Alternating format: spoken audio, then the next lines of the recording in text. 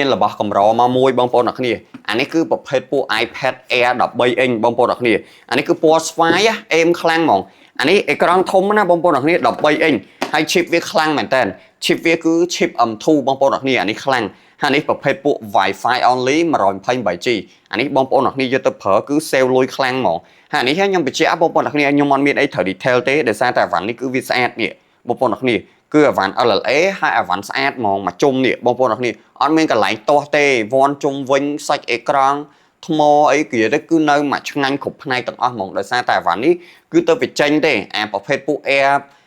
M2 13 inch នេះគឺទៅតែចេញទេបងប្អូនអ្នកគ្នាហើយសូម្បីតែប្រើមួយ Apple Pencil ក៏ត្រូវប្រើជាមួយនឹងប្រភេទពួក Pro ដែរណាត្រូវប្រើមួយ Pro ឬក៏ Type C បានប្រើស្គាល់បើសិនប្រើជាមួយនឹងជំនាន់ទី2គឺអត់ស្គាល់ទេបាទអញ្ចឹងសម្រាប់បងប្អូនអ្នកគ្នាដែលចង់បាន iPad កម្លាំងម៉ាស៊ីនខ្លាំងអេក្រង់ធំប៉ុន្តែតម្លៃសមរម្យខ្លាំងអានេះប្រភេទ Air នេះគឺសមរម្យខ្លាំងមែនតើបើយើងប្រៀបធៀបមួយ Pro គឺវា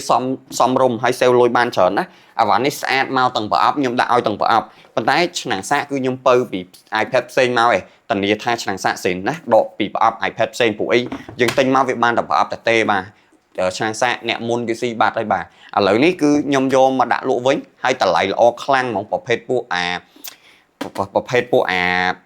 inch នេះបងប្អូនអ្នកខ្ញុំមានតែមួយគ្រាប់ទេណាអញ្ចឹងសម្រាប់បងប្អូនដែលចង់បាន13 inch បាទតាក់ទងមកលឿនពណ៌ស្វាយស្អាតភ្លឹងហ្មងអរគុណច្រើន